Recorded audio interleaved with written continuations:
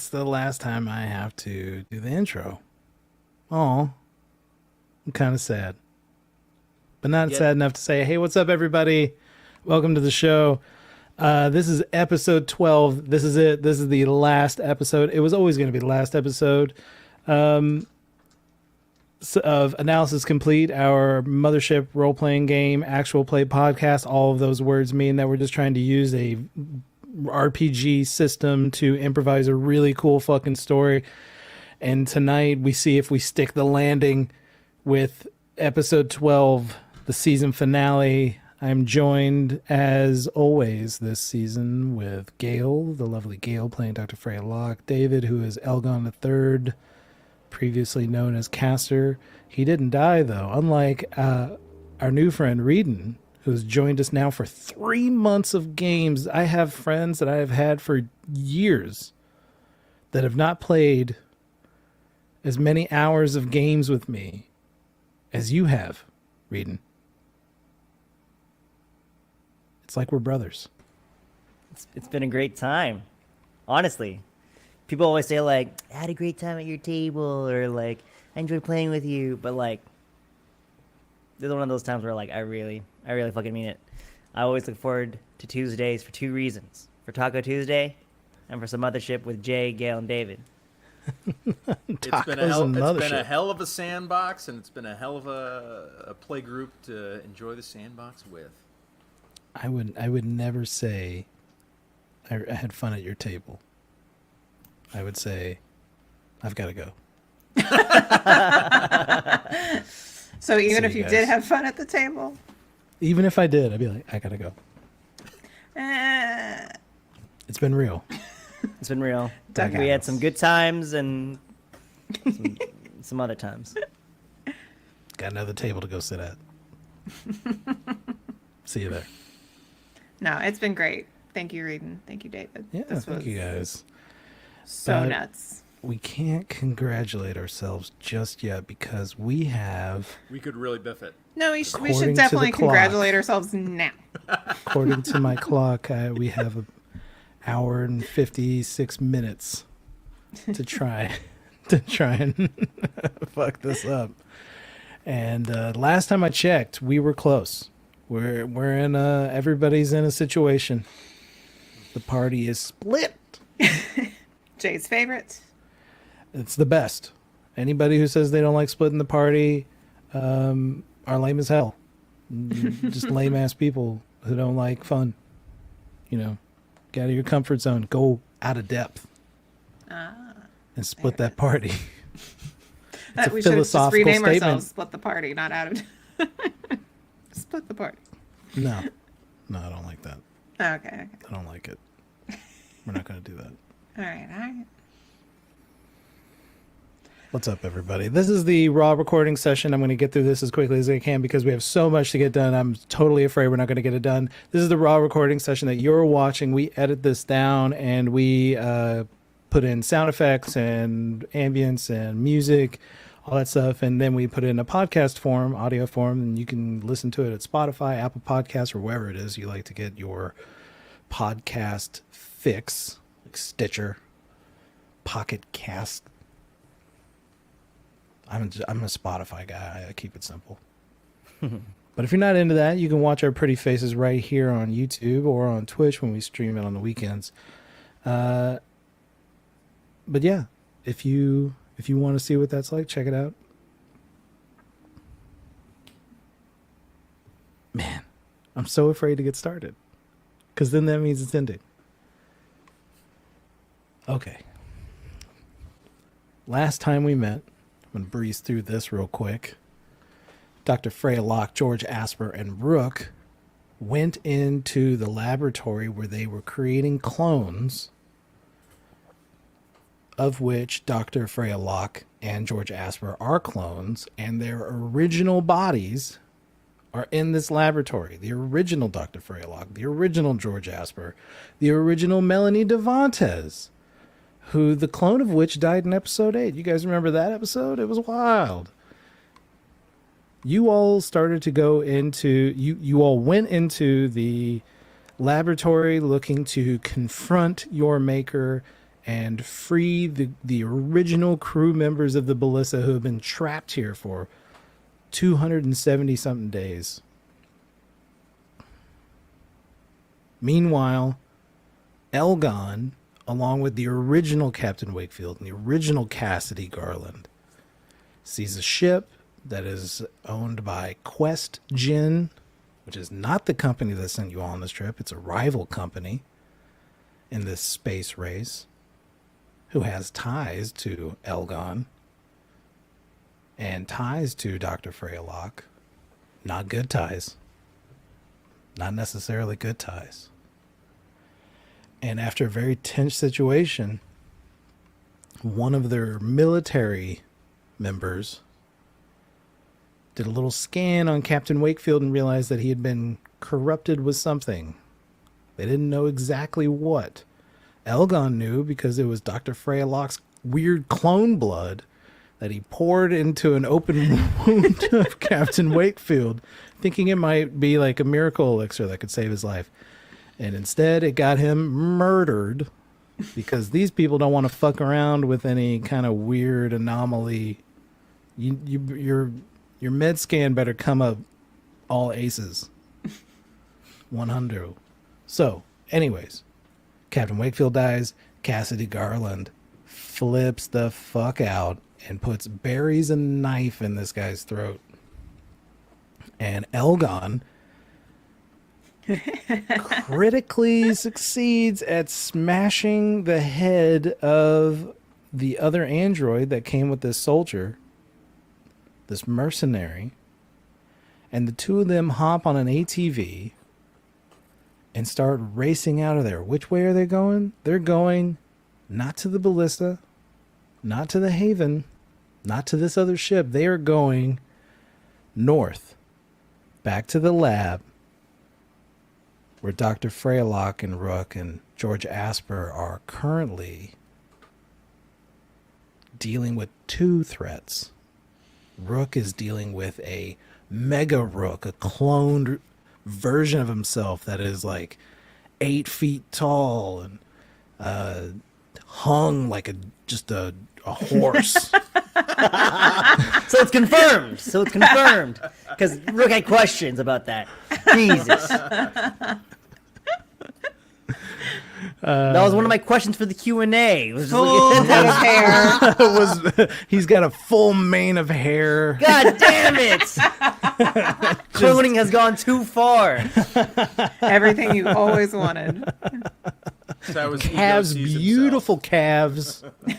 Amazing calves. He puts no effort into them. Incredible calves. And he is locked in a fight with that creature, trying to buy Dr. Freya Locke and George Asper time to unlock these pods or smash them open or do something. But what he doesn't realize is Dr. Locke and George Asper are locked in a mind battle. A mind battle. Psionic battle. A psionic battle with their maker, which Dr. Locke has referred to as multiple times in the last couple episodes as the analyst.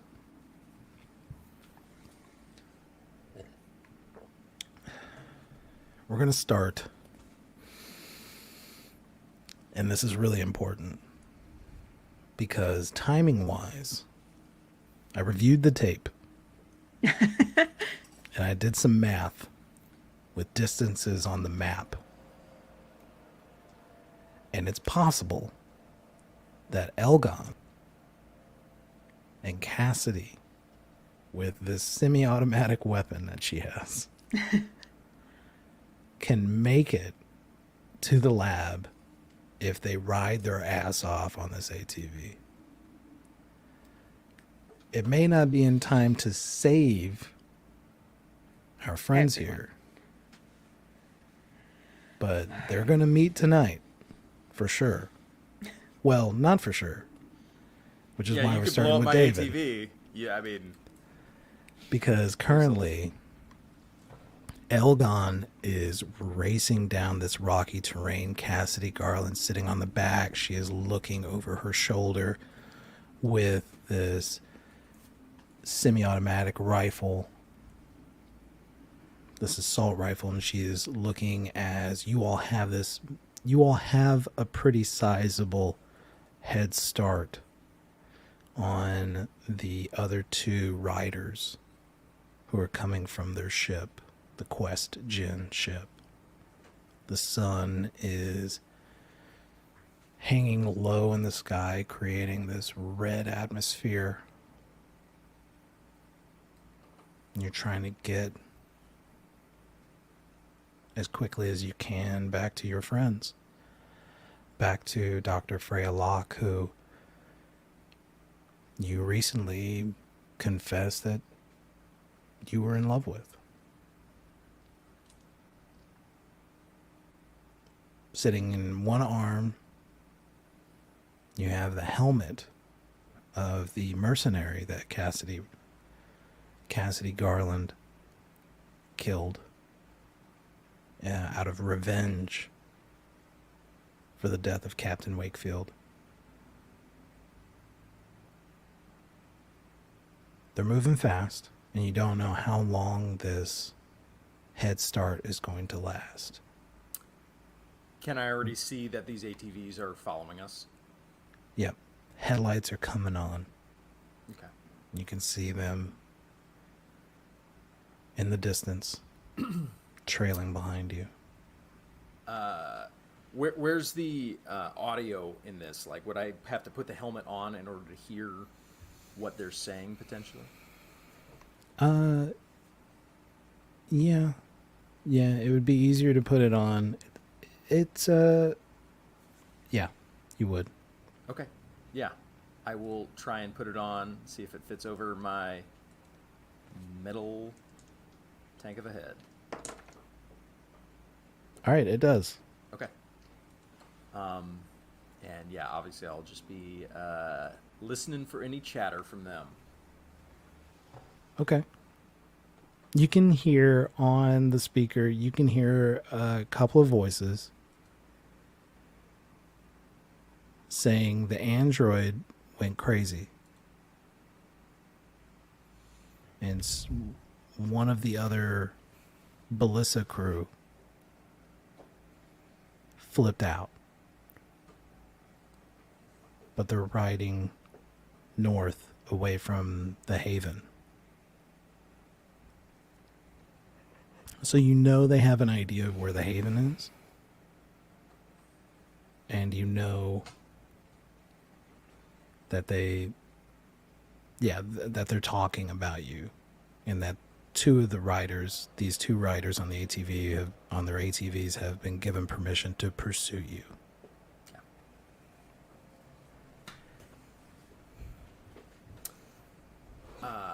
I'm going to kind of full throttle, try and make sure I keep the lead. Okay. And I know exactly where I'm going. I'm going to try and head in as straight line as possible. Dave, do you have any type of driving skills?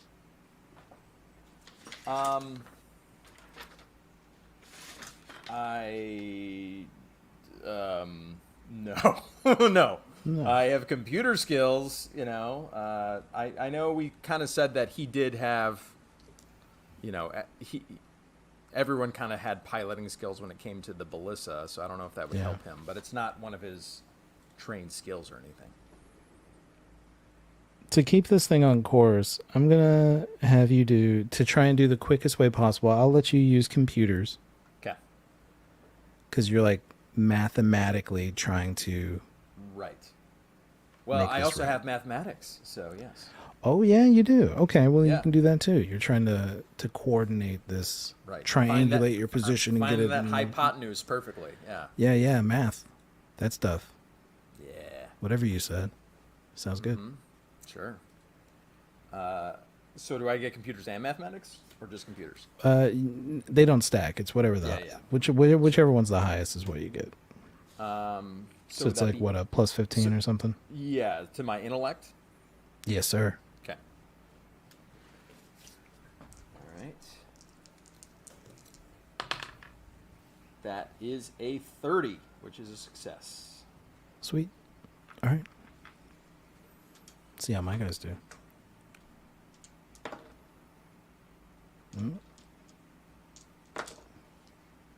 They both failed. Nice. All right. You increase the distance at which you, and you've also traveled this land. You have a better idea of what's coming up. You have a photographic memory. You can pull up data of where you've been, and you know what rocks are coming. It's a vastly unfair advantage, and you can hear on the headset these people saying like, I don't know where the fuck we're going, and it's getting dark. You know what I mean? Are we now at the point where like we can't even see their ship? We can't even see where that would be anymore? Would that be it would take a little while, but yeah, you get over a ridge and now the ship is out of range, and you're starting to become out of range from the communications. Oh, if I'm sensing that before I do it, I am going to see if I can like adjust my voice to imitate the Marine that was killed, which we heard speak. Okay.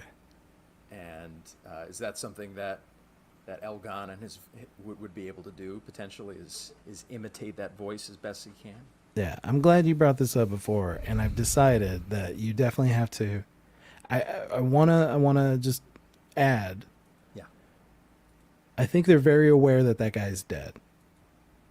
I thought they were at a distance, so like they were at a distance. They were aware that he was shot. Well, no, he was stabbed. Remember? They were aware that he was stabbed. Oh, like okay. You're saying that because they were at a distance, they haven't confirmed that he was dead. He may just be wounded. Right. Yeah. Didn't they come straight for Elgon, or did they pause? Yeah, I did say that. Okay. All right. Okay. So that's at least what Elgon's thinking is. They don't know he's dead. They know he's hurt. They know he was taken over, but okay. Elgon's going to try and see if he can imitate his voice. All right. So my ruling on this as to whether or not Elgon can change his voice box is that David has to make a roll for hacking, to hack his voice box, to modulate it to sound like a person that he's only heard speak like 5 times. Right. All right. So that would be another intellect roll. Yes, sir.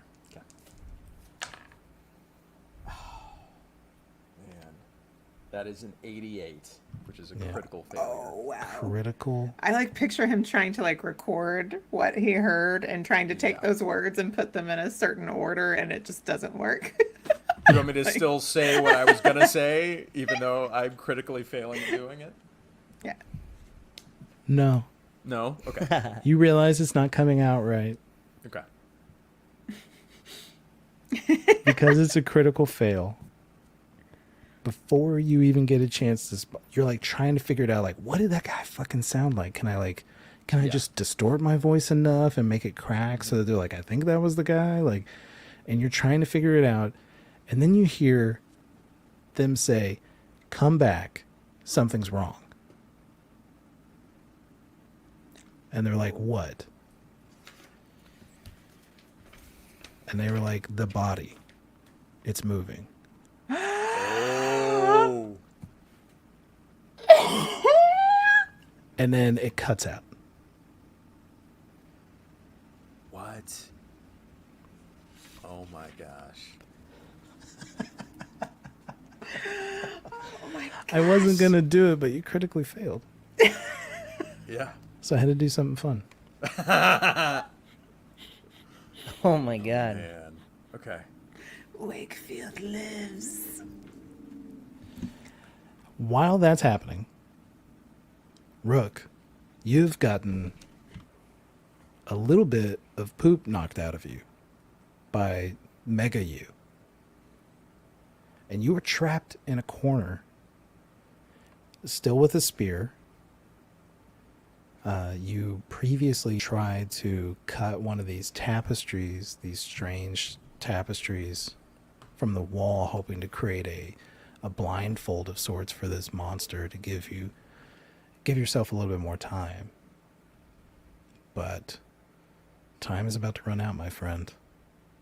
What do you want to do? It's bearing down on you. It's rippling muscles, and it's just so angry and grotesque.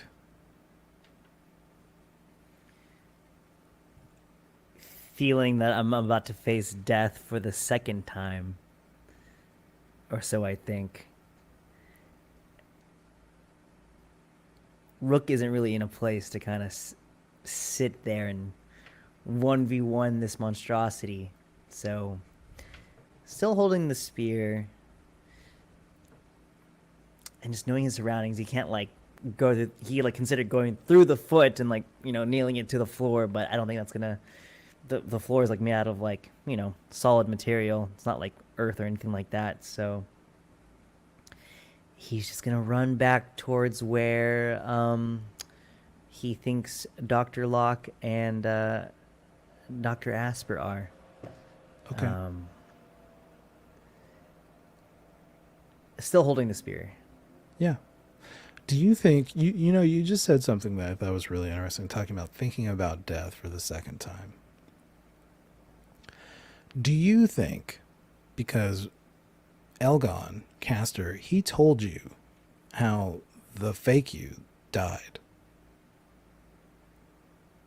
and that he died trying to save them, and he sacrificed his life. Do you think that does anything about that cross your mind? Does the fact that the other you, knowing that a version of you did that, does that surprise you? I think in a million simulations, Rook is always going to try to save others. And there's very few where he's ultimately selfish for his own dubious needs. Because in that one simulation, Rook would be running up that staircase, leaving them behind, and running off, finding the ballista, and getting the fuck out of there. But this is not that simulation. So he's going to run back towards his intellectual friends and have their mental power make up for his lack of physical in this very moment. Okay. I need you to make a speed check. I think you can use athletics. You can add your athletics to this because you're trying to get out from this.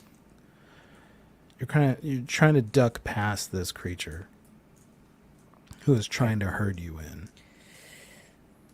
My goal is 43.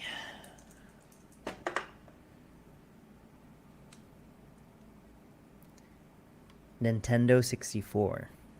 That's what I got. That is a failure. That is a failure. You go to duck out, and this creature slams its fist into the wall right in front of you, keeping you in place. And with its other hand, it is going to grab you by the back of your neck and grip very tightly. And you almost feel like the strain of your bones. You feel the strain of your bones as though at any moment they're all just going to pop out and snap. But they don't. They just sit in that moment of tension and pain. And he yanks you up off your feet and starts dragging you towards one of the doors.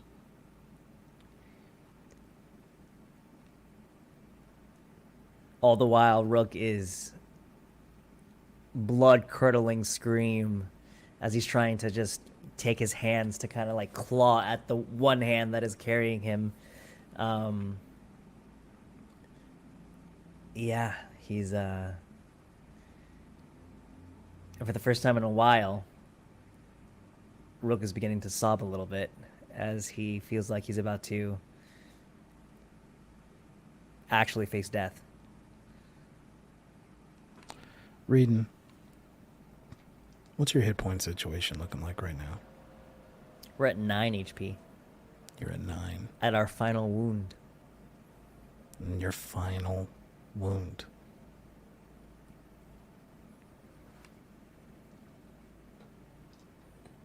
He's going to take your head as he starts coming towards the doors. These are the doors leading directly to... It was where you were wanting to go, actually. It was where you were wanting to go. He's heading towards George Asper. He's heading towards Freya Locke.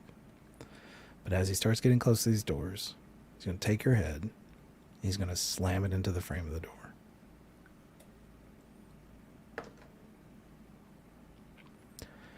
And you black out. Boom.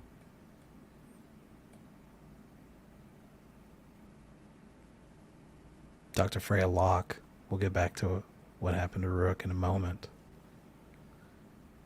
Dr. Freya Locke, you were in the parabola, a sea of these alien life forms in the shape of egg-like creatures are cascading down the sides. And you see George Asper's running towards you, and you're trying to free yourself from them as they start descending towards their doom. And you have just heard the voice of what you have referred to as the analyst, telling you to join him. George is running as quickly as he can, and you're trying to get to him, and you see him freeze in mid-step, as though somebody hit pause. What do you want to do? You're still moving. Everything else is still going, except for George Asper.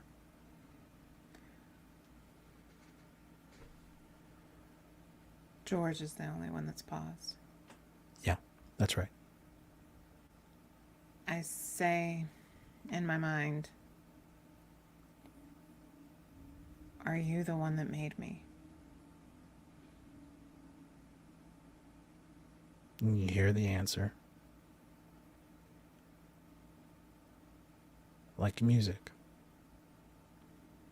Coming through clearly.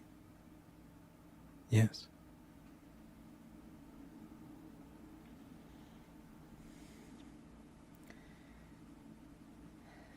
Thank you.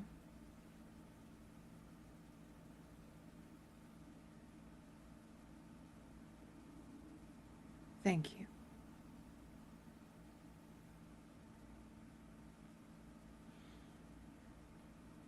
If I join you, can I keep my mind?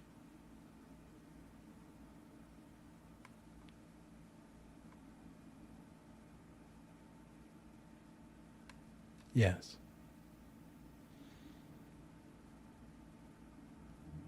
What about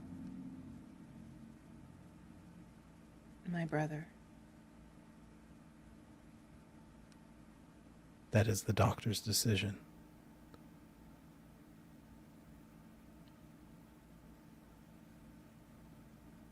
May I ask what joining you entails?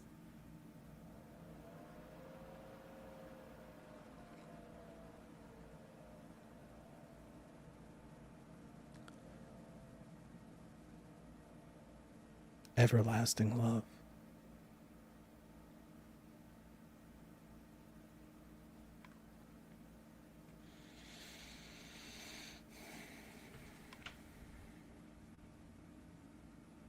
So I don't have to hurt him.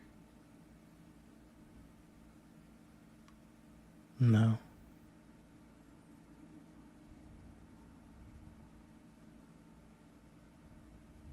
Okay then. Say it again, Gail. Okay then.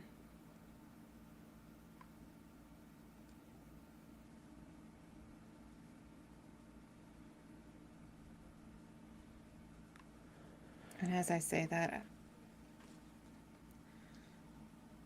I really try to grip onto my sense of self as much as possible, kind of closing my eyes and knowing that I'm not in this parabola, that I'm somewhere else, that I'm actually standing in front of that podium. Because I don't want to lose myself. But I agree. So you give yourself up to the analyst.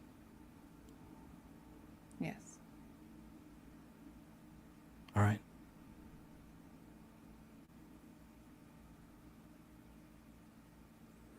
I want you to make another psionics check. Okay.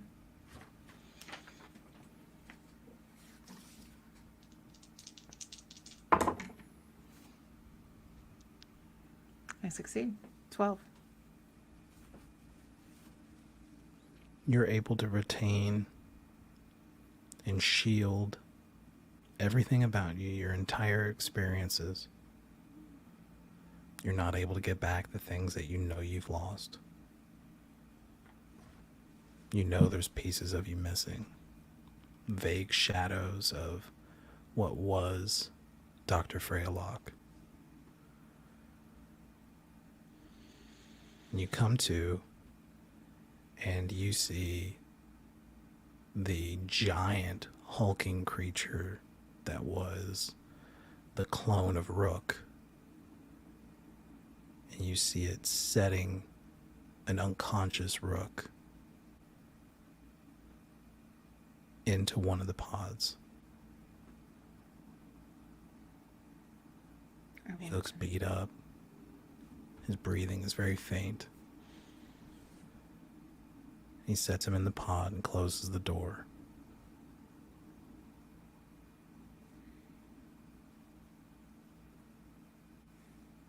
And beside that pod,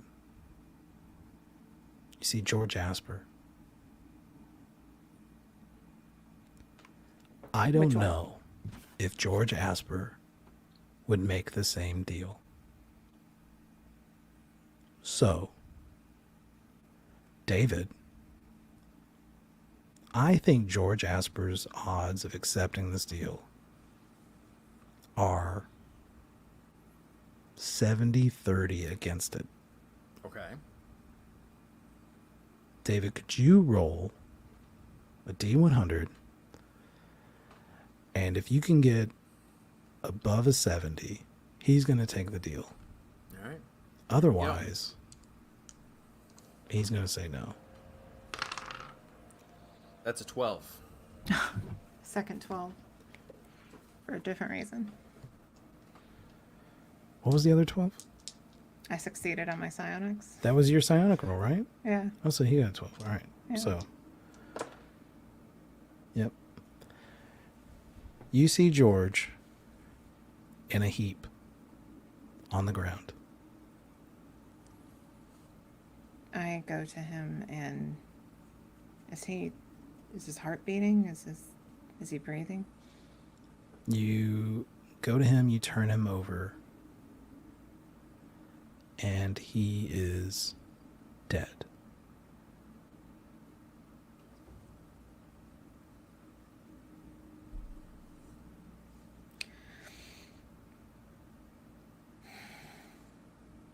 I hold him. As you hold on to him, you hear footsteps, metal on stone, clinking through the hallways. And these metallic fingers constructed of piping material rest on your shoulder.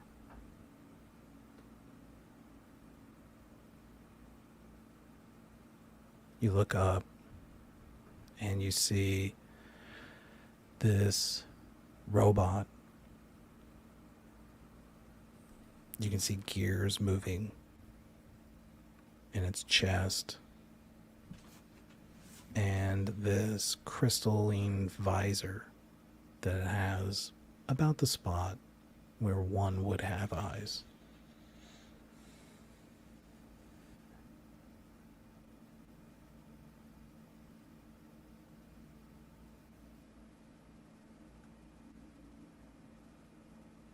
did you make us?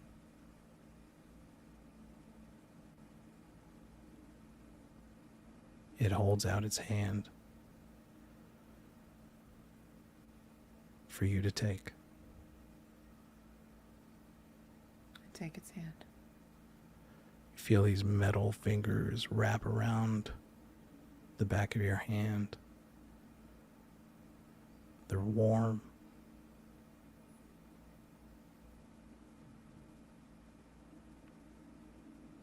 And it starts to escort you down the hall, deeper into the laboratory, where you see a bed with shackles on it and instruments for cutting,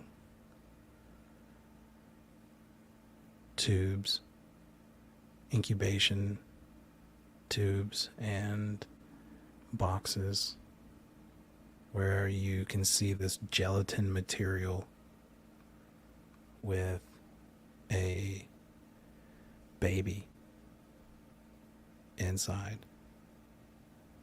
It's about the size of a baby, but when you look at it, you realize it has limbs almost like an adult human. It's just the size of a baby. And like it's just- growing. It's growing in this gelatinous mess inside this box.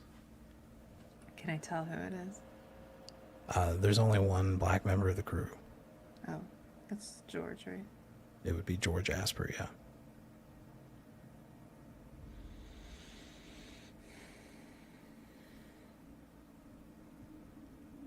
What will he be like this time?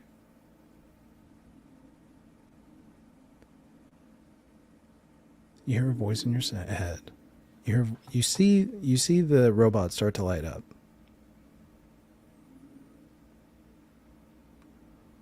And you hear a voice in your head say, "We're not to know for a very long time.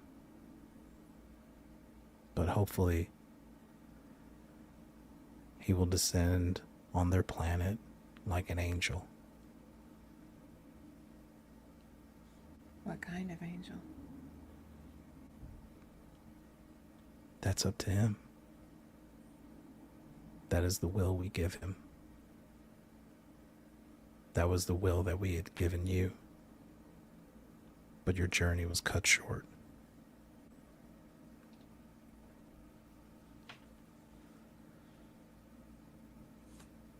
So what is my purpose now?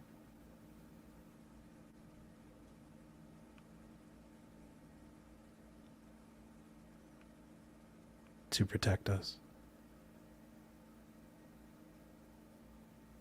From who?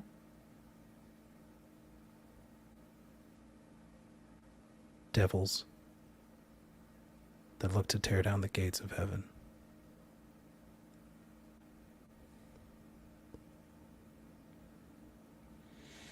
A ship has landed. They're chasing Elgon now. Alcon.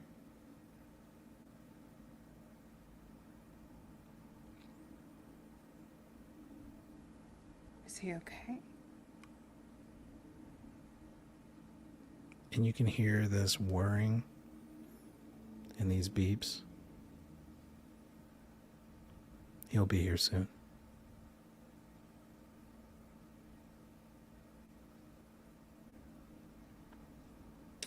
Are you ever gonna let them go?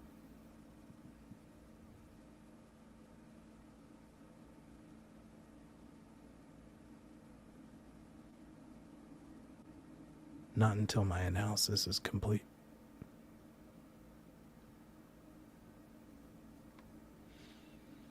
And that's where we're going to take a break. The title! It's the title! He said it! He said it, everybody! Shit! I didn't want to, but I had to. You understand? She set me up so beautifully to do so that I couldn't stop. I had no plans on ever saying it in the show, but that's literally all I could think of when you asked that question. and I hated myself just a little bit. Had But to I be a had little to. corny. But I don't think it's corny whenever you're playing God, motherfuckers. What's up, everybody? This is the break where I tell you this show's fucking great. I have such a fun time working with Reedon and Gail and David. And we're going to work on more shows together. Hopefully one day we'll have Reedon back with us. But until then, we would like to ask you for your support. And there are a lot of different ways that you can support us. If you enjoy the show, if you enjoy what we're doing, you'd like to give us a hand, one of the ways you can do that is to recommend the show to people. That's pretty much the primary way that we would love to be supported, is to get our show into as many ears as possible. And I know that some of you are doing this. I've seen the reviews on Apple Podcasts. And thank you for those. If you can leave reviews at whatever site or subscribe or whatever the bullshit that helps the algorithm, you can do that or not do it. Just recommend it to folks. That's all I really care about. That's one way. If you think you can do a little bit more than that, you want to, man, these guys are doing really great work, and I feel bad that I'm getting it for free. You could pay us by going to our Patreon. You can go to patreon.com/getoutofdepth. And you can subscribe at any tier you want to for as long as you feel like, and until you feel you've paid your debt, until you feel like you've hit the value for value. When you reach that, then you can leave. But while you're there, we have some other things at the Patreon, like all the character questionnaires. If you want to see the backstory that Reedon wrote, that made him hang on to his character so tightly because he didn't want to waste all that amazing writing. Or the ridiculous backstory that David wrote about Elgon, in which he talked about how he was not Castor at all. He was a fucking sentient AI that was a spy from another company. You can read about that there, and then Gail's one. And you can go... which is pretty cool. Gail's is pretty cool. You can see stuff like that. You can see the character questionnaire. As a matter of fact, you can also, when we're done with this episode, when we're finished with this very episode, we are going to then record a Q&A where we talk about all the weird shit that could have been, didn't happen, or, hey, what the fuck were you thinking then?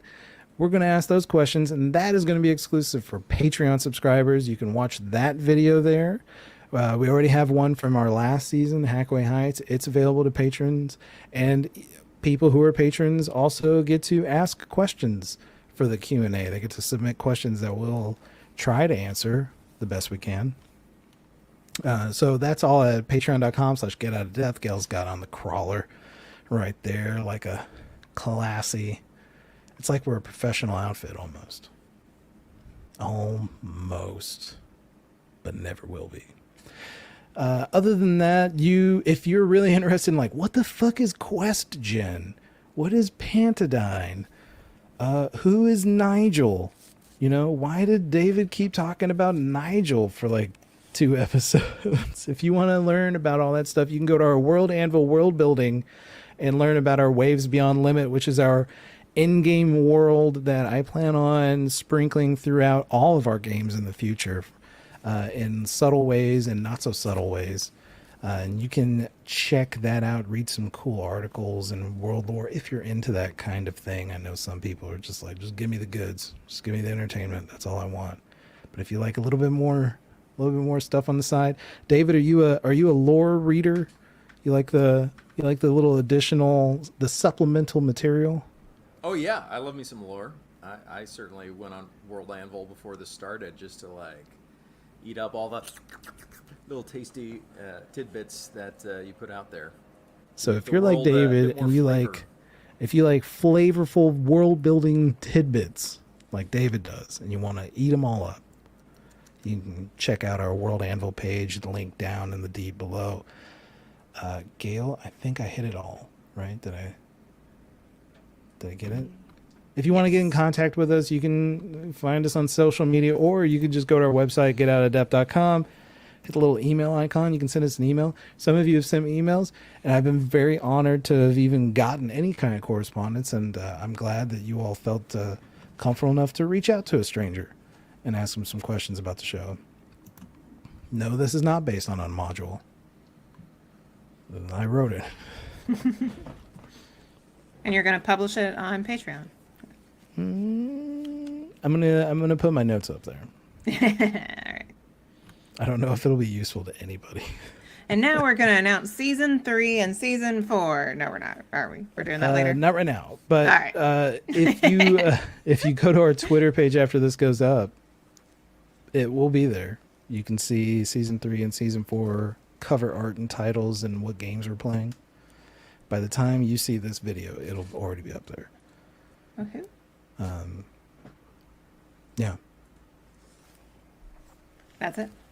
I did it. All right, that was my last house ad nonsense that I had to do. A little mid roll. And now the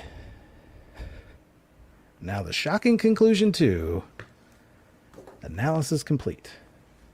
Roll it. I still have no idea what's going on.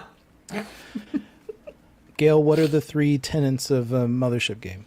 You can solve, save, or survive, but you cannot do all 3. All right. And with that in mind, With that in mind. Elgon, you make your way to the woods.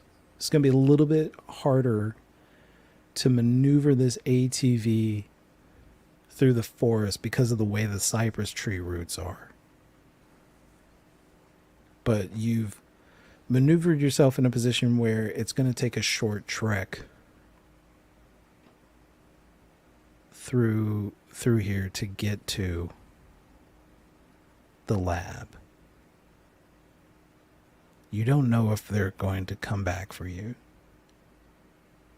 The question people. You haven't heard what has happened in 30 minutes, 45 minutes. It's been since you've heard the body is moving.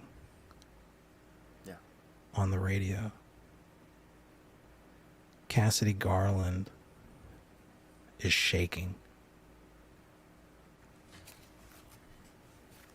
What is wrong with people? Castor, what is wrong with people? Everyone behaves badly, given the chance. Elgon is really filled with this rage, though. He's felt something that he hasn't ever, which is the desire to hurt other humans. But he also knows that this is against his programming. But he's acutely aware that these people from the Quest-Gen ship, if they found George or Freya, that they would mean them harm. So something Elgon is trying to see, because for over 100 years he didn't have Asimov's laws programmed into him. This is a new thing once he hurt a human. And he's going to try and see if he can find that coding in his head that has Asimov's law. And he's going to see if he can, while he's driving there, if he can, like, hack his own head, essentially, to see if he could remove this coding so that he could protect Freya if he needed to.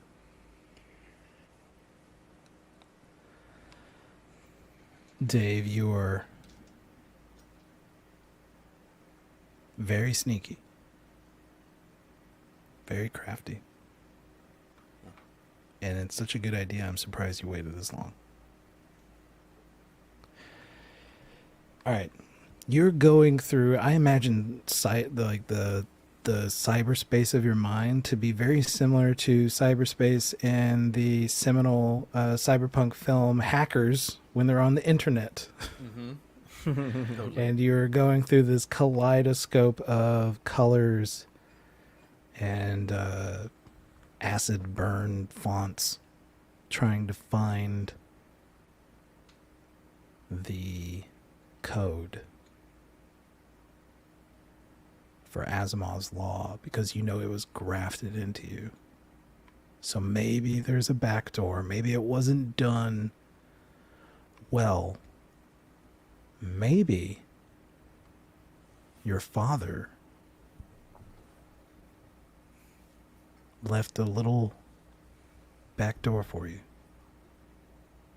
for this day when you were free. Yeah. You can use all the way up to your master skill of artificial intelligence to try and hack this. This is a little exciting. This is a big one. What is the number? What's your target? So with everything, it would be 69. I seem to recall us getting excited about that way back on episode 1 or 2. Yeah. I think I tried to guess that. I figured that would be Rook's number. You were thinking of the Nice. wrong character. You were thinking of it should have been. You should have been Yeah. guessing Elgon. I gotcha. Now I got it. All right, All right. 69, 77. 6-0. 6-0. 60. That's a success. You're looking through these lines of code. You see hashtag. I knew you'd come here one day. I'm so proud of you. You know what to do. And I trust you with this responsibility. Dad. And you see the block for the code for Asimov's law, and you're able to access it and delete it. Thank you, Father. Thank you.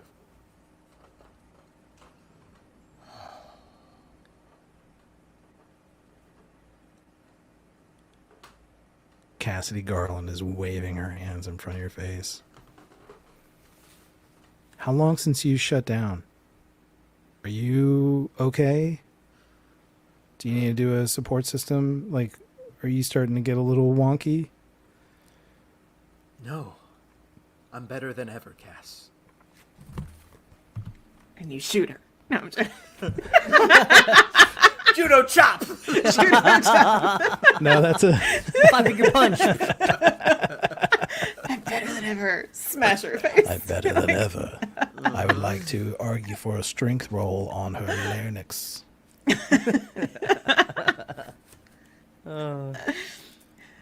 Can he get plus 40 to combat now? Can he get plus 40 to combat? No. He has to make it back to the lab and get some new Okay. programs. He has to get neo'd up. Okay, yeah. He's got to learn kung fu. Yeah. Got it. Yeah. Okay. All right. That's BA. Castor, you're moving through the woods, cypress trees. You can hear the sound of the water from a river to the north. And it's not long that you find yourself standing for the first time in front of the large double doors of the laboratory. The place that Melanie Devantes had drawn a rhinoceros on the map, signaling this place to you. And now you're here. And perhaps for the first time in a very long time, you feel completely free to do whatever you want.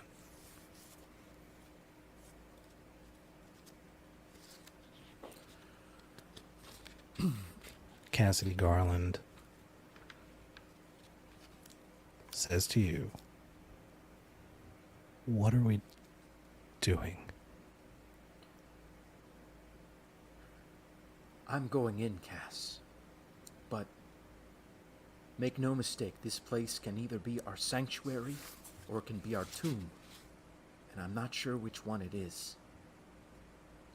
I know the path behind us likely leads to death, so this is where I choose to go. If you want to stay out here, I understand.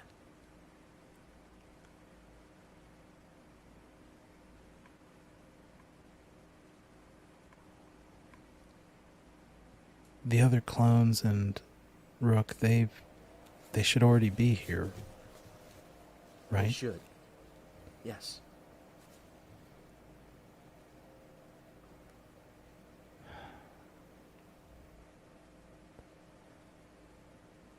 I'm gonna try and save my friends. She's holding this gun in her arms. Captain Wakefield taught me a lot.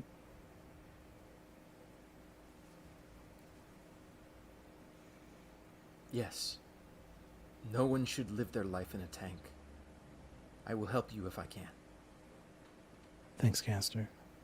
Thanks for before. For what? You smashed that android. That other Mason unit. It felt good to finally be able to help you in a fight. I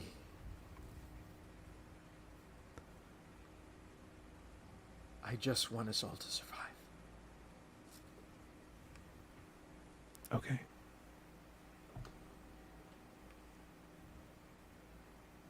Go up to the doors and the doors open.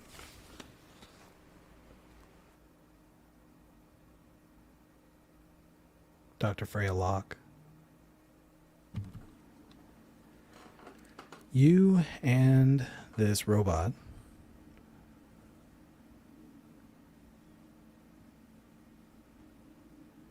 are sitting in a room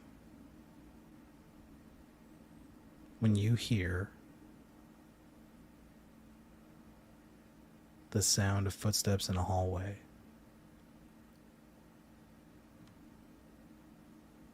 The robot looks at you and he says he's here.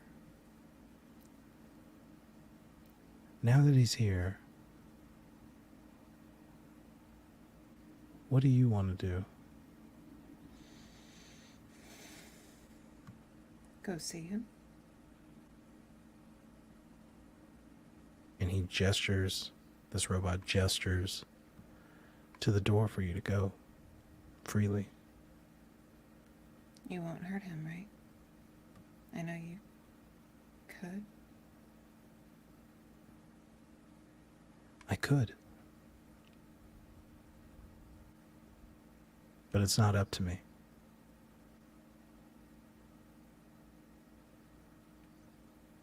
Who's it up to?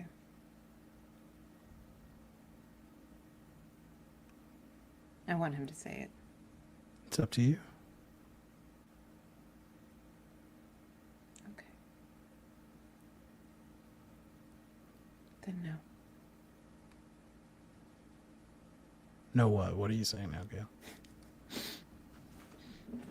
So, well, then no. That didn't He's not answer gonna my be question. hurt. No what? He's not going to be hurt. Okay. I get up and go to meet him. All right. Castor, you and Cassidy Garland are heading down the stairs. Cassidy Garland has her gun ready. And you see solo Dr. Freya Locke by herself, emerging at the foot of these stairs just before you hit the landing.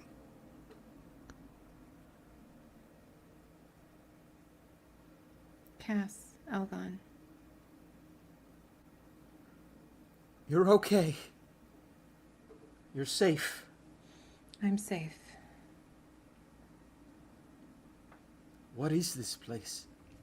It's a lab. This is where you were born. Yes.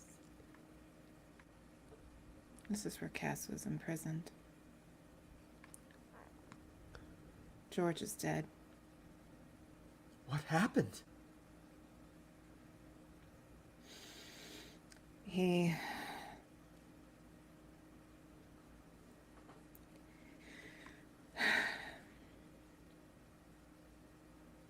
didn't.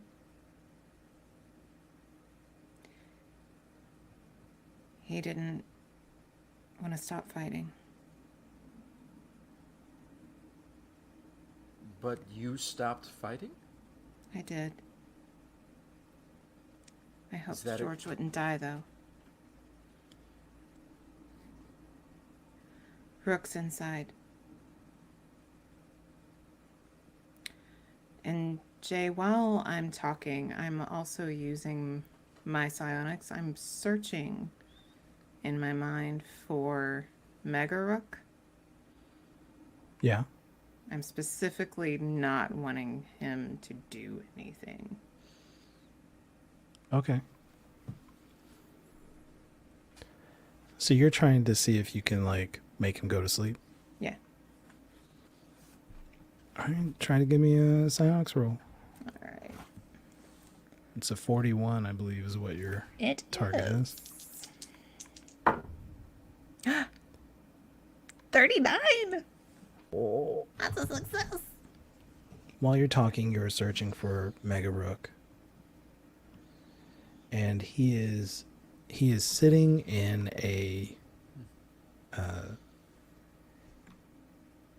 stone room. His legs are crossed. Like, this is how he just waits to be told to do something. And he's not, you find his mind, and he's not very intelligent. Mm-hmm. And you're able to switch him off for a moment. And he slumps over to the side. When you finish doing that, and you return more to the present, you realize Cassidy Garland has her gun trained on you. What do you mean? Elgon is gonna try and like slowly, like put his hand on the nut on the end and have her lower. Don't move. Nobody Don't. move. Cass, Do not move. Are you with it? Yes. Yes. don't do anything rash, Cass. Don't. She's gonna do pull this anything trigger. Okay. She's gonna pull this trigger. I'm gonna let a couple things happen. One, I'm gonna roll my combat roll. David, you're trying to, and you've already said that this is what you're trying to do, so it's totally cool. You're gonna try and push this gun out of the way. Yeah. I'm Before pushing you it make that roll, down it's gonna to the be ground. Yeah. it's gonna be a speed check. Yeah. All right, but first, here are the stakes, folks. I rolled, and I may have rolled this when I killed Rook. I rolled an 11, Oh, jeez. That is what you rolled when you killed Rook. and I'm pretty sure that's what I rolled when I killed Rook. Oh no. These are the stakes. You're going to have to make this speed check, or I am absolutely blasting Dr. Freya Locke right in front of you. Those are some stakes. Oh, What those are is your six. target? My target is 32. Good luck. 54.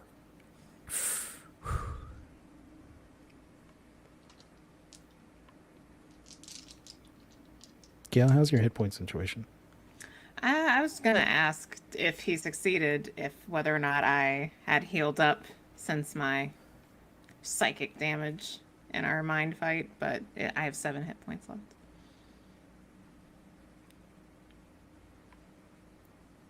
Yeah. I don't No. know if it's a mathematical certainty or not. Is it? How much did I don't you know say what the you damage have? is. 7. I just did. I rolled low, but I still hit 8. 8. Okay. There we go. So that's your last wound. With your last wound, there is absolutely a shot that you don't die. That's right. That's right. I forgot. And for those listening, whenever a person loses a wound, every time somebody loses an X amount of hit points, they take a wound and we roll on a wound table. Sometimes you lose a hand or an eye or something terrible happens to you, or sometimes you can die.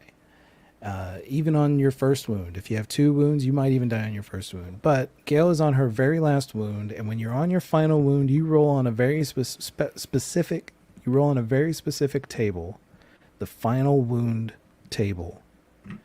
And 5, 6, 7, 8, 9 all say you have died.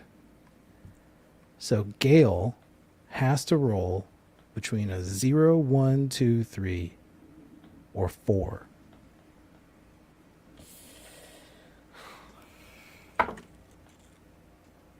That's a 2.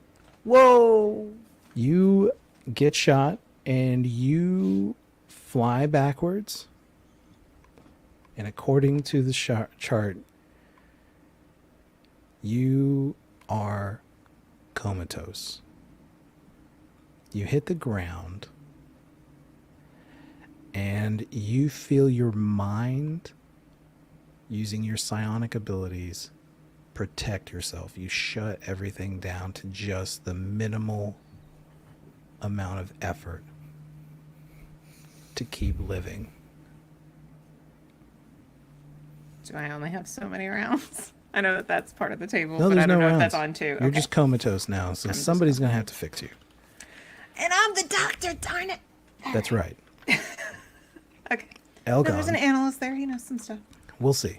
We'll Don't see. read ahead. Beautiful. Elgon. Cassidy Garland doesn't know that you hacked your brain, but more importantly, Dr. Freya Locke just got maybe killed right in front of you. And that means you have to make a panic roll.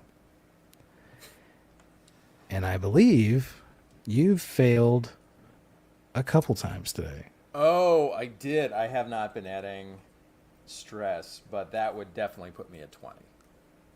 So, 20. 20. You're at 20, which means that every number 1 through 20 is a possible panic for you. And they're all bad. Not number 1. Not except for number 1. yeah. So far, David Give has myself Elgon That's has panicked twice, and he has natural 1'd both times. Can he do it a third time like Elgon the Third? Let's see. And some of these aren't some of these panics like instant death too? Or If you can roll a 20, I'm about to take you over, that's right. and this episode might be over soon. That is an 8. Oh. Wait. Oh my That's my God, you number. guys, that's so poetic. What is it? Because always get every ones time on Dr. panic. Freya Locke panicked, And I get 8. she rolled an 8. Oh And in my this God. moment where she's about to die, you rolled an 8. What the fuck is going on? Dice are telling the Nuts. story. It is So this is the nuts. one where I lose one of my skills? Yeah, you're going Yeah. to lose a skill. Yeah. I think the perfect one to lose right now, just like the absolute, like just the loss of words for what happened, my linguistics. Oh no. Good call. Way to dump that linguistic stat. Yeah, my treasured linguistic stats really come in handy. Sorry. I Frothing mean, that is and actually speaking very in binary poetic. all of a sudden. Yeah. It's really beautiful that it's happening that way, but we That all is know so that linguistics was just sitting on the shelf. No, he used it for that. I did use it to read the music at one point. Yeah. Yeah. All right.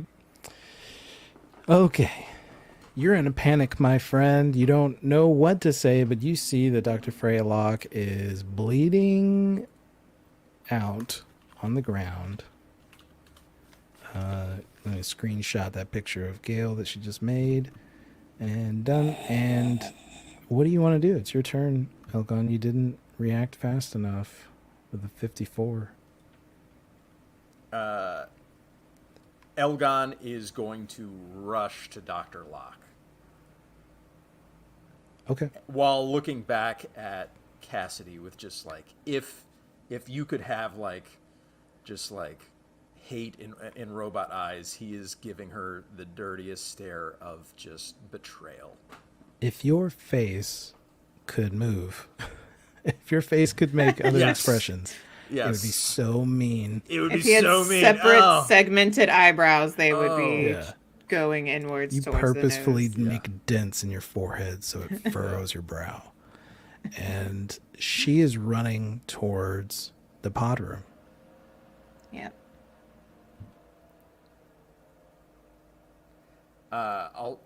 Cass! How could you? She's only got one shot at this, man.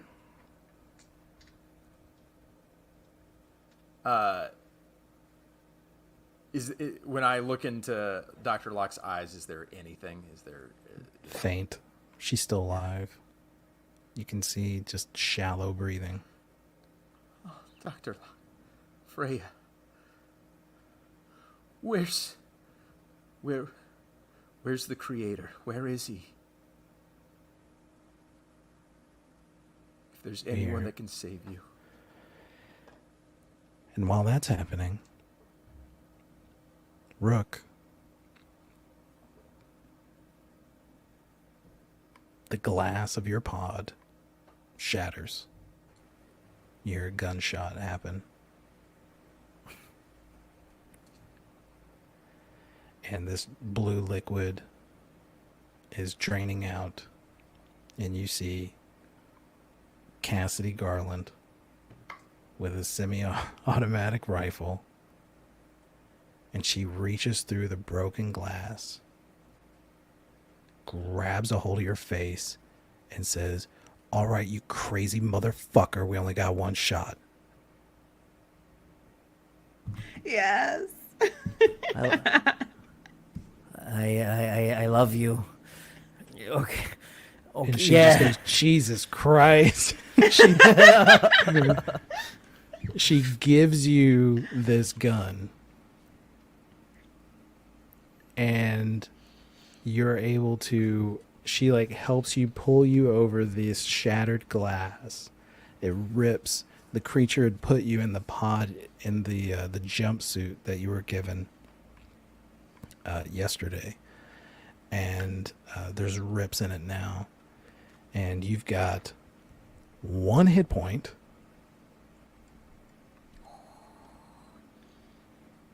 A rifle with some ammo in it. Rook, what do you want to do?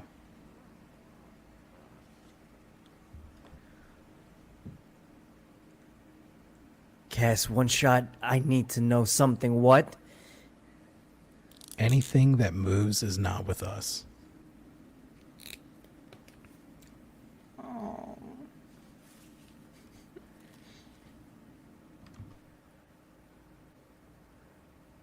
Are we leaving?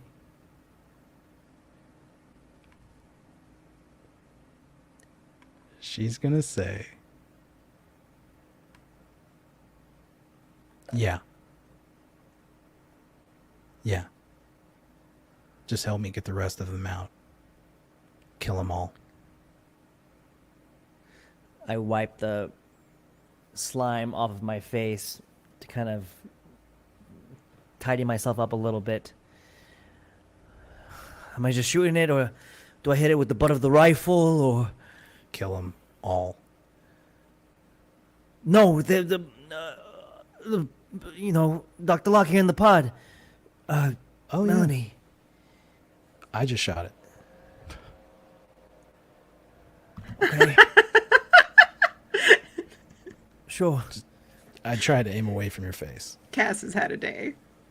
Yeah, I- Cass is fucked up, guys. Like, I'm sorry. Like, I'm Your sure face, there's a just the disgust, kill them all, and then I get it. Sorry. Yes. yeah. No, just I don't know who you're talking Gra- about. Just kill graze the everybody that's glass. anybody that's not in this pod room. I want them dead. As I go from pod to pod, I'll go ahead and shoot Melanie's pod open. As I walk over to Dr. Asper's, do I see the dead body of Clone George nearby? That's been cleaned up. No. Oh, it's been cleaned up? Oh, this is a little time skip. All right. Same thing for Dr. Asper. And as I approach Dr. Locke, I take one look at Cass. Hold on. Why are you here? What happened? You're saying that to Cass? Yeah. As you're saying that, Castor, you've heard 3 gunshots, and broken glass in the pod room. Are you staying here with Dr. Freya Locke, or are you seeing what all the hubbub's about? Oh, muted. Oh, Dave. Yeah. Was Dr. Locke able to respond at all when I asked her where No. the creator was? No. She is comatose. And how many directions? So Cass went to the pod room, and Yeah. obviously, And that's where all the wrecking is happening, yeah. yeah. But is that the only direction to go from There's here? another set of doors. Yeah. To the right of those doors is another set of doors. Castor's gonna assume that like the creator isn't through that pod door, so he's gonna pick up Freya, and he's gonna carry her and go through that other set of doors. Okay. You start moving, you're sneaking out. Rook, you asked what happened, and she said the other Dr. Locke, she's with it. Castor doesn't want me to kill her, but I shot her. I think she's dead. He's out there now. And Rook knows that the last words that were given to you from Castor was, tell Dr. Locke that I love her.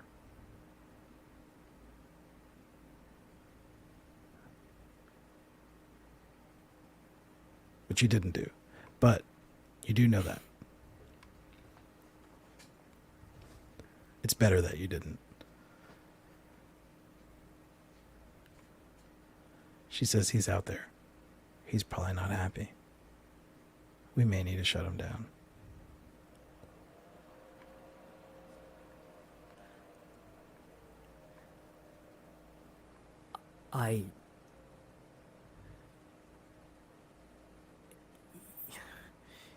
You do it then, Cass.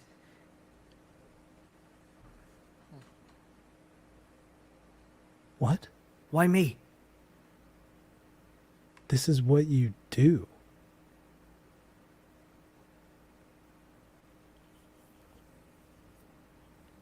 It's what I do. Yeah. Are these other people awake yet, or? Melanie Devantez is like choking up this liquid, as is George Asper, who you said you freed. There's 2 other pods left with Dr. Freya Locke and the original Barry Camden.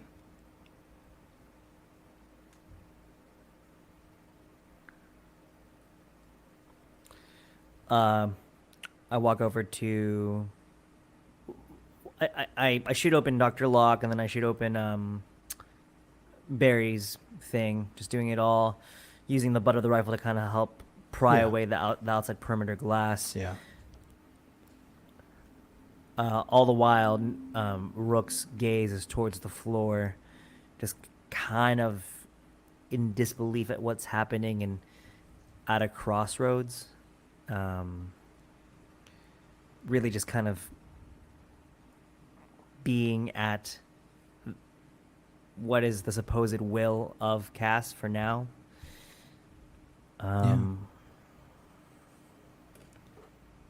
As he's unsure, like, where's the threat of Mega Rook? He doesn't know. Yeah.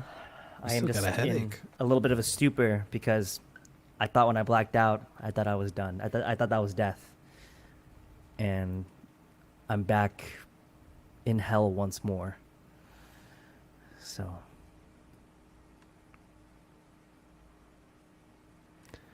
Dr. Freya Locke, you feel this blue liquid drain from this tank. You expel it from your throat. The last time this happened, you were cut up. You were in the middle of a dream in which you had seen you were in a lab. You had just made an amazing discovery. Organisms from another planet.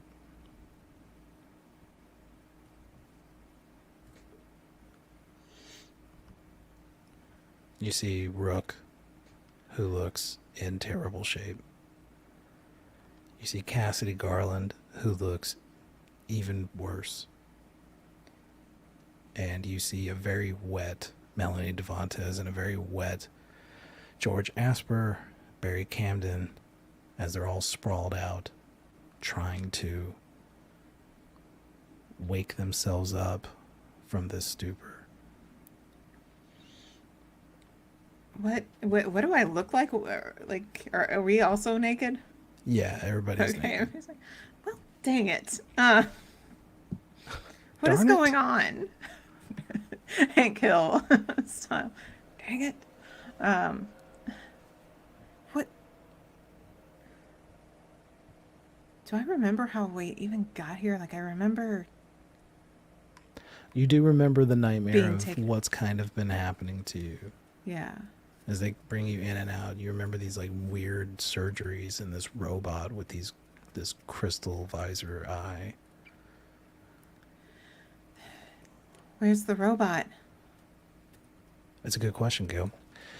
Dr. Freya, Elgon,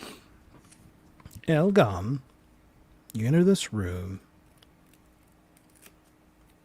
and you see an android, a robot.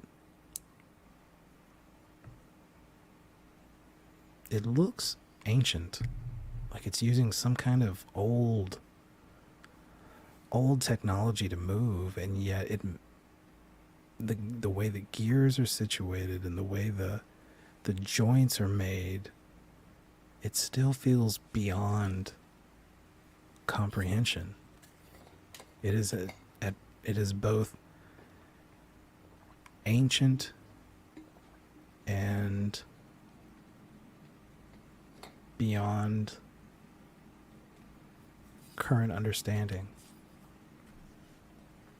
It's like it inhabits two different spaces at once. It stands up quickly and goes to you to help carry Freya Locke to a table.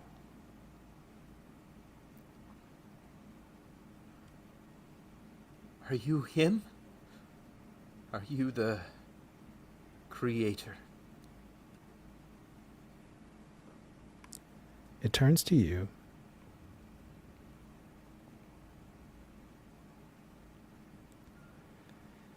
And it says, "Yes, I made her. I made so much here.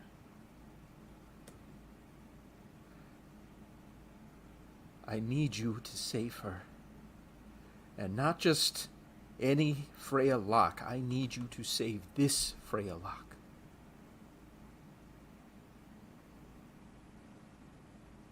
Her mind is special. And she trusted you.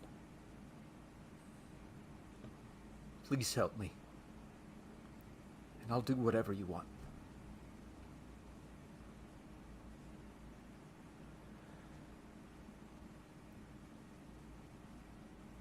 I would do this for any of my angels.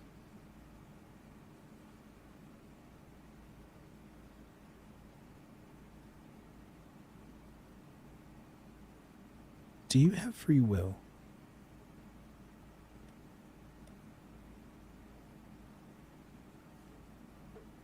I used to not, but I've freed myself from my shackles. Curious.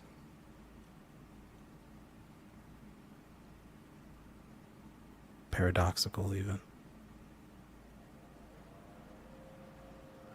I wasn't made like other androids, and apparently I was made with the ability to break free.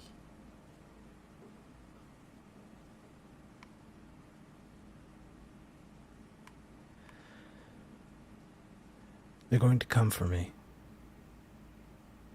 Will Who? you stand and defend me while I take care of your friend? So you can save her. Of course. Then standing guard for you is the same as standing guard for her. Of course I will. What do you have to best defend you? What can I use? And you see its eyes light up. And it puts its hand around your head. And it transmits a signal into your mind of a new protocol for combat. Yes! Oh no. Oh my gosh.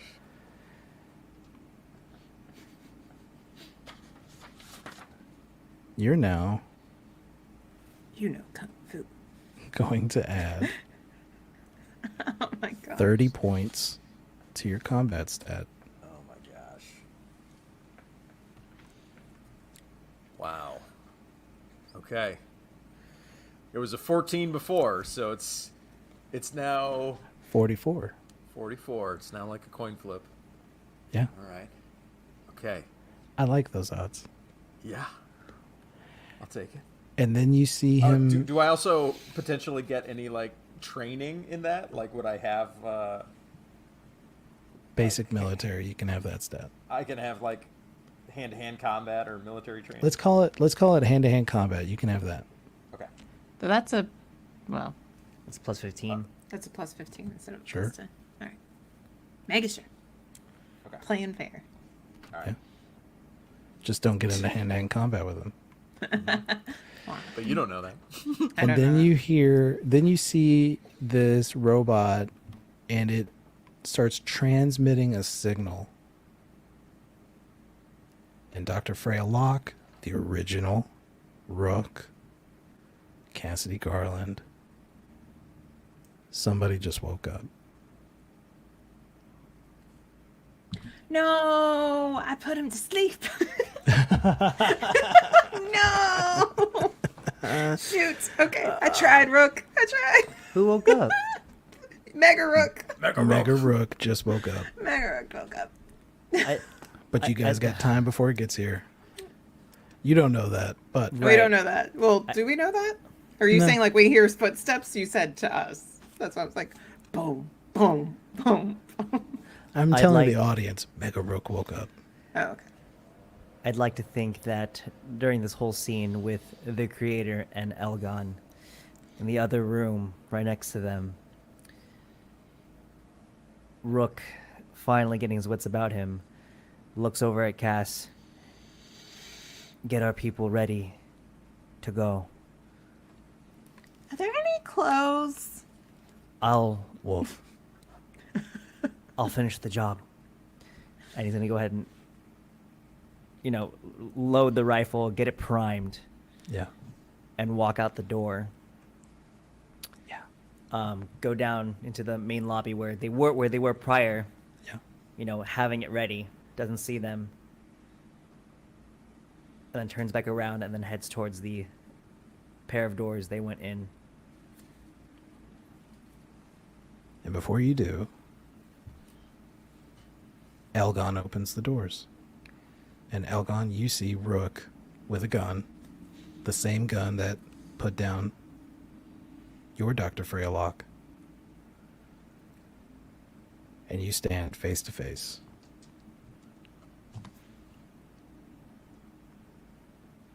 What do you want to do? Do you stand for life or do you oppose it, Rook? All the while, Rook has his rifle shakily braced against his shoulder. He's like on his last legs here. He's bleeding from like all different spots on his body.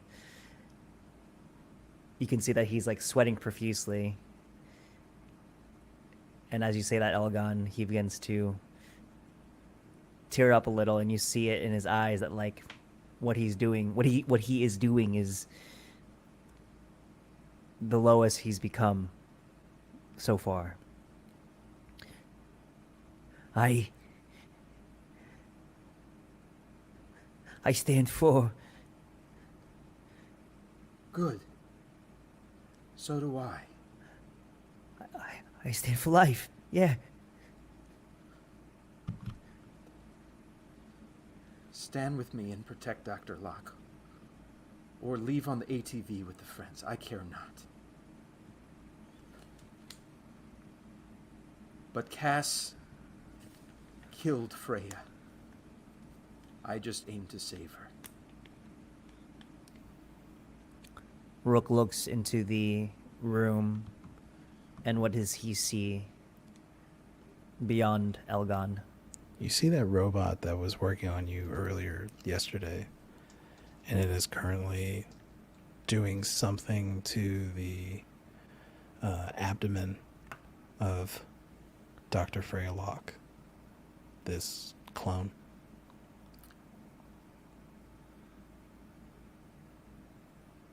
Elgon is acutely aware of any slightest twitch of this gun. Yeah. The gun still trained onto Elgon, his eye looking through the sight. His face begins to soften a little bit as he lowers the gun. How can I help?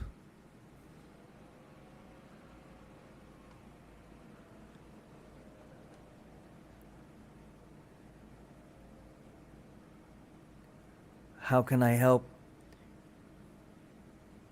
Commander?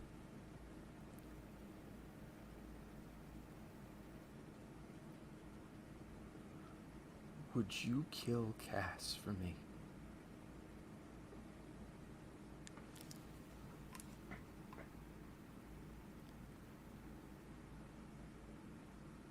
Yes. Thank you. She deserves it.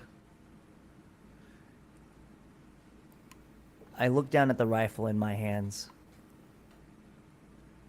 Take the strap off from around my shoulder. I'll do it. But not with this.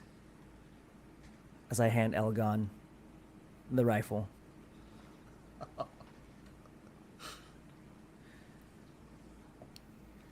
You may think I'm a dumbass.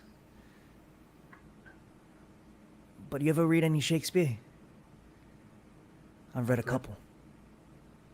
I've read it all.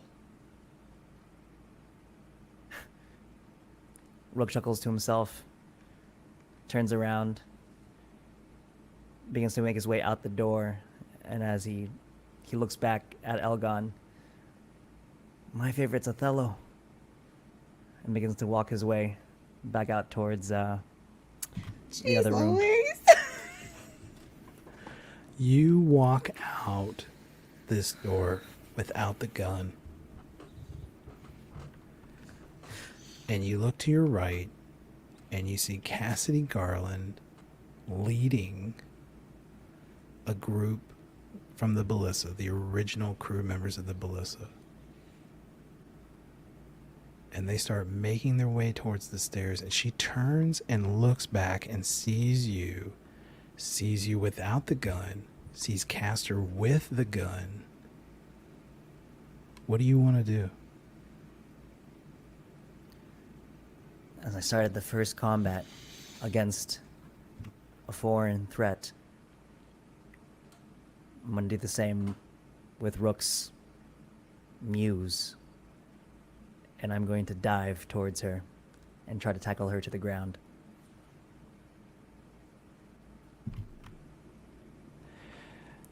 Give me a check. Can I apply hand-to-hand combat here? Yeah.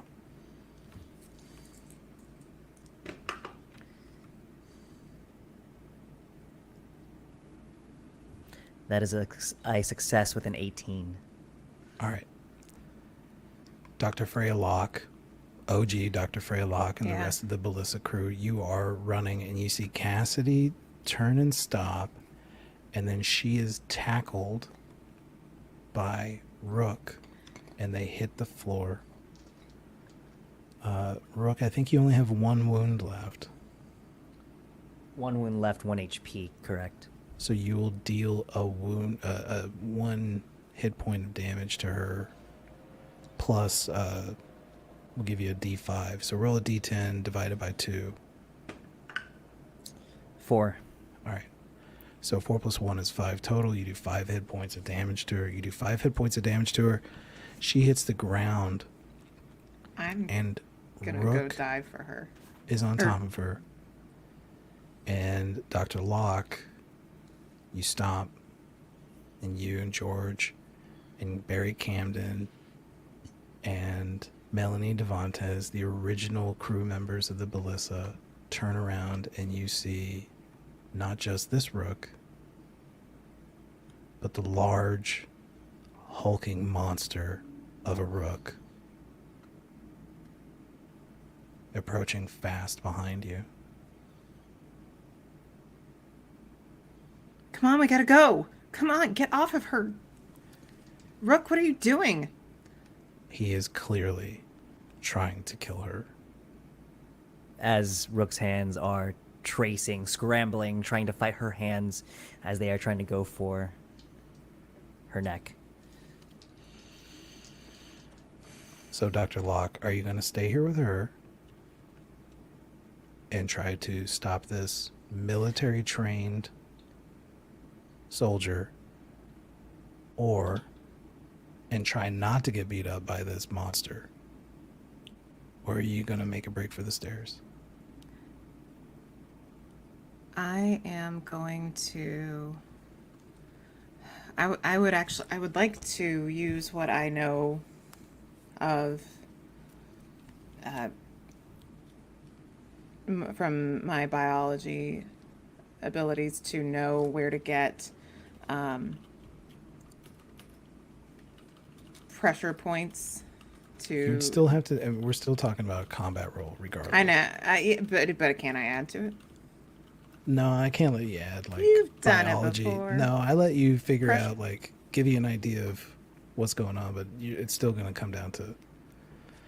No, can't I mean, add because like biology all to I'm thinking is combat. like I would know where to like cut off his blood supply, like Sure. by squeezing him and all of that stuff. Like actually But how that, to do that. in order to do that, Mhm. I'm saying you know how to do that. I'm saying Yeah. in order to do that, you'd still have to make a combat roll, and you wouldn't be able to add a biology to it. That would take a combative technique.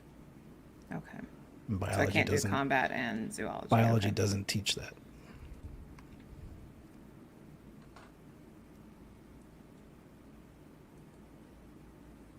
Yeah, stay or go.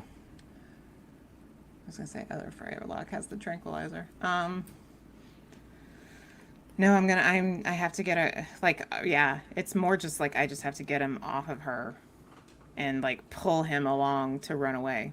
And that's what I'll do. But I am again like You're trying to save Yeah. her. You're trying. All right, so Yeah. I'm gonna say you're gonna do the helping yeah. because she's about to make a roll to get out from under this fucking guy. Okay. All right, keep in mind, Cassidy Garland's bad mama jamma. Is she? Did you play in the last episode? Because she murdered a motherfucker. She did murder. I just thought that was luck. I thought that was. I mean, all of it's luck, isn't it? Like, all right. Okay. All right. With your help, she gets out from under Rook. Rook, you get kicked right in the nuts Whoa. as she scrambles to get you off of her. Dr. Locke, you have her. George Asper, Melanie Devontes, Barry Camden. Barry Camden says, "The fuck out of here!" And Maybe it's Barry. missed you, Barry Camden. And something's wrong with my urines. And he goes up. You remember that? Remember those days? And they start running up the stairs. They're out here. Okay? Rook? No. Freya, you're helping Cassidy up. She kicks Rook in the nuts. Rook, you land back on your ass. And Freylock, you see Elgon, Castor. You see the Mason robot with a gun standing in a doorway on the other side of this room. And Elgon, what do you want to do? Castor, come on. Get out of here.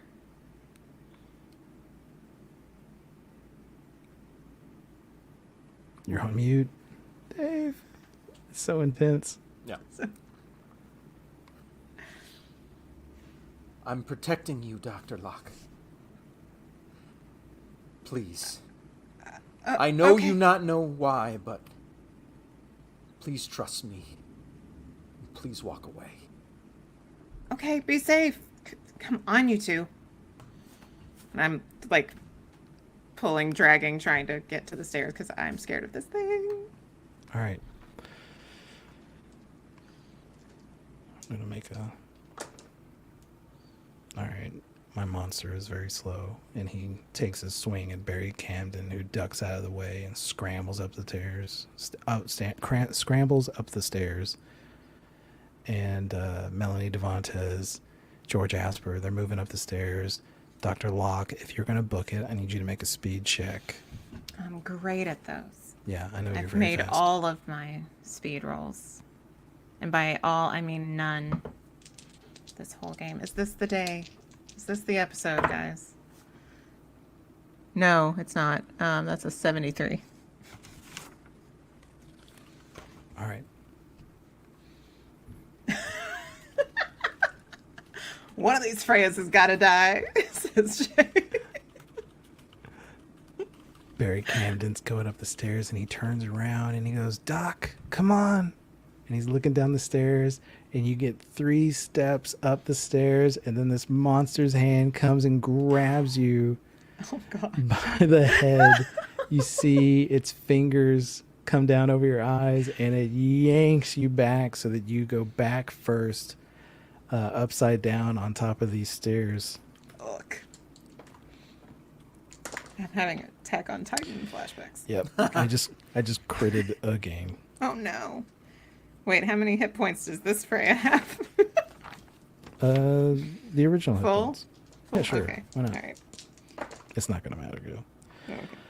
Okay. He's gonna do 13 damage Okay. to you. Does Okay. that take you down a wound or no? No, it doesn't. Okay. Cassidy Garland gets up. She does not follow Dr. Locke. She looks at Rook, and Rook, she is going to try to run past you towards Castor. Cool. Oh, I can see Cass now. I wasn't sure. If I Yeah, could. you all can, you Rook or Castor, you've been seeing all this happen. Elgon, Okay. you've been watching all this happen. Wasn't sure. And she's about to run past Rook towards you. Rook, what do you want to do?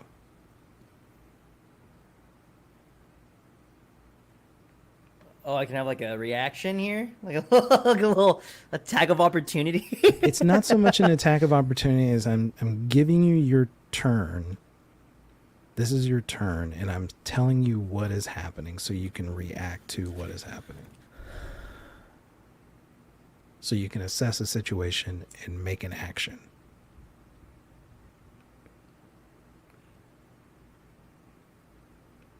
I give a knowing glance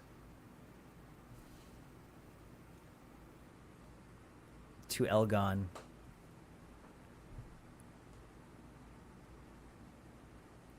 And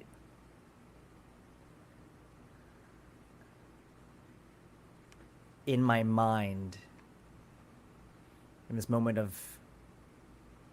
quick moment, I'm going to think to myself, he needs to do it. As I'm reeling from the pain in my nutsack, and I'm on the floor. Word. So I'm just hoping that Elgon has, or as I know him as Castor, has the capability to do what he has to do. Okay. Cassidy Garland starts running at Elgon III, and she's screaming at the top of her lungs. You do it yourself, you son of a bitch. Elgon, what do you want to do? I say, gladly, and I pull the trigger. How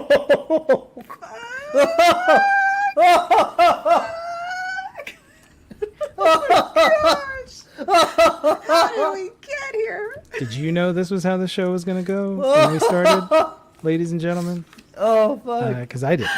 I had no idea. And I guarantee you, nobody in this room, nobody in this virtual room, nobody in this game knew it. Make a combat roll. You're not going to be able to add firearms because it's not hand to hand. Right. But you have a, what did we say it was? A 44? 44. You have a Roll better 44. chance. That is a 60. 60. Oh. She ducks past and she fucking runs and drop kicks the fuck out of you. Oh no. Or she tries. We'll see. She tries. And when she comes at you, you fire, and she tries to jump through the air, and when she does, you lift the rifle up and connect with the heels of her feet, and it flips her over backwards on her face while she's jumping through the air, and you just like bump her feet up and make her do a backflip in the air. She lands on her head with a sickening thud. And she looks up at you. Blood streaming down the front of her head where she's cut herself.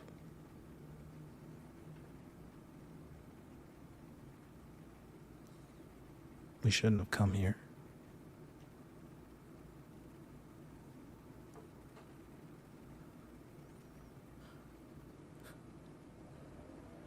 You shouldn't have come here. I'm exactly where I want to be.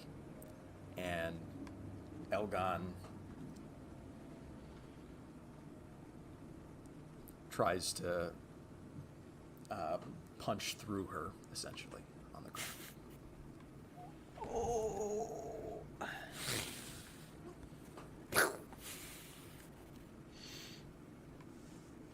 Make a combat roll. This Hand to time I hand. have a hand-to-hand bonus. So the total is it's like 59 now, right? Yes. 54. Again. Success. Yeah.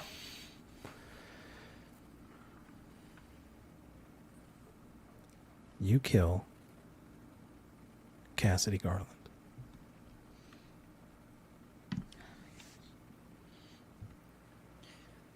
And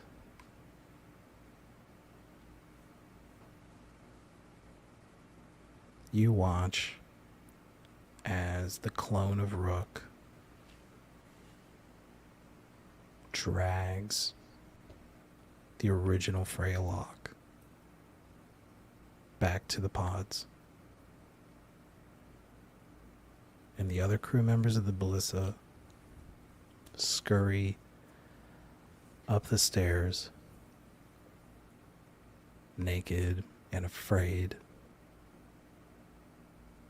just like they've done many times before. And time passes with Rook and the analyst who created you.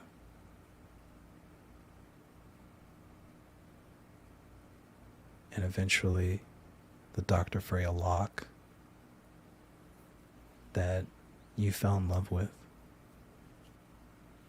The one that inspired you to take your destiny,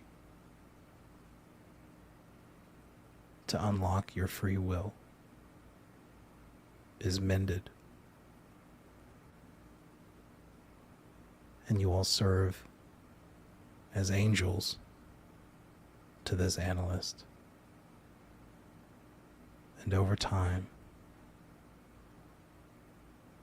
you're able to collect more samples of humanity from the Quest Gen ship. And those original members of the Ballista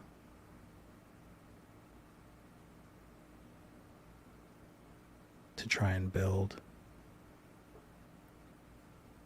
a better place on the heaven that is Wolfram 16.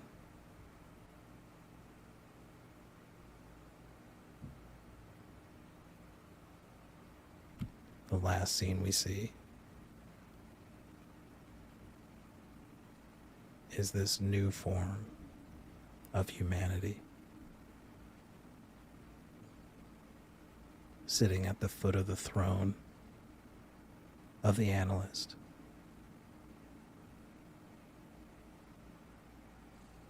ready to descend on Earth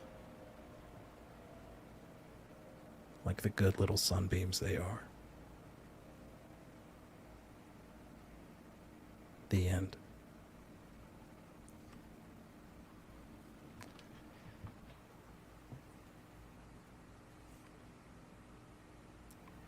Thank you guys so much for playing with me. We're going to join up to do a little Q&A after this. Thank you, audience, for watching this far. Whoa, that was crazy. If you want to see the Q&A, you'll have to join Patreon. But otherwise, hit us up on Twitter. Hit us up wherever you're on email or whatever, and let us know what you think. This didn't end how we thought it was going to end. I certainly didn't know. I didn't know that this was how it was going to go. But the tragic's tale, or was it a tale of humanity manifesting its own destiny? And is this what that destiny is? Get in them comments down below and let me know. Reading, thank you so much for joining us this season. Thank you, David, for joining us. Gail, thank you for being my wife and doing such a great job this season. Everybody did such a great job. Thank you all so much. Thank you to everybody who's discovered us, and thank you to everybody who discovers us after this. When you get Mothership is about to hopefully at the end of this year is going to we're recording this in July. Hopefully at the end of this year people are going to be getting the first edition of Mothership, and they're going to be playing it. And I would love to hear about your stories and the stories that you get to tell with your friends with this amazing game. If you join their Discord server, I'm there all the time, and I love hearing about people's sessions. It's a really cool place to get good answers on stuff that you can do in the game and get cool inspiration. And all those people in the Discord are pretty fucking awesome. Thanks to you all for watching this far, and hopefully next season we'll see you all again. But until then, safe travels.